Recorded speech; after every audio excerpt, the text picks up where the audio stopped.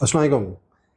آج کی video based ہے بچوں کی تعریف پہ کہ ایک اگر بچہ کلاس میں، ٹیسٹ میں یا ایگزامز میں بہت اچھا پرفارم کرتا تو ہم اس کی کتنی تعریف کریں گے۔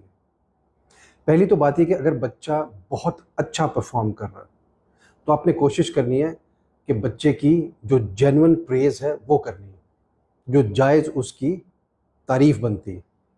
ٹیچرز موسٹلی کیا کرتے ہیں کہ جو بچہ بہت اچھا پرفارم کر رہا ہوتا ہے، سپوز کریں 90% پلس والا بچہ ہوتا ہے، اے اسٹار والا، اس کی تعریف اس لیے نہیں کرتے، موسٹلی یہ اسکولز میں ہوتا ہے کہ جی بچہ جو ہے وہ سر پہ چڑھ جائے گا، بچہ اوور کانفیڈنٹ ہو جائے گا۔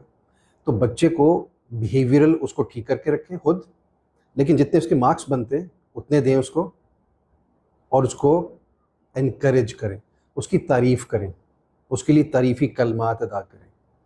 ٹیچرز بچوں کے لیے یہی چیز گھر میں بھی اپلائی ہوتی ہے کہ جو پیرنٹس ہیں، جو والدین ہیں، وہ بچہ جو ہے اگر پڑھائی میں بہت اچھا ہے تو اس کی تعریف کریں، اس کو انکریج کریں۔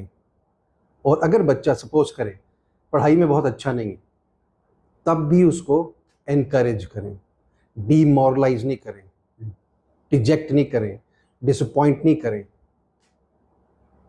اس کو اس کا کانفیڈنس لیک نہیں کریں۔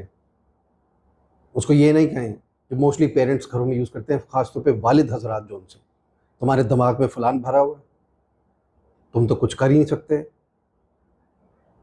اور ڈیش ڈیش ڈیش۔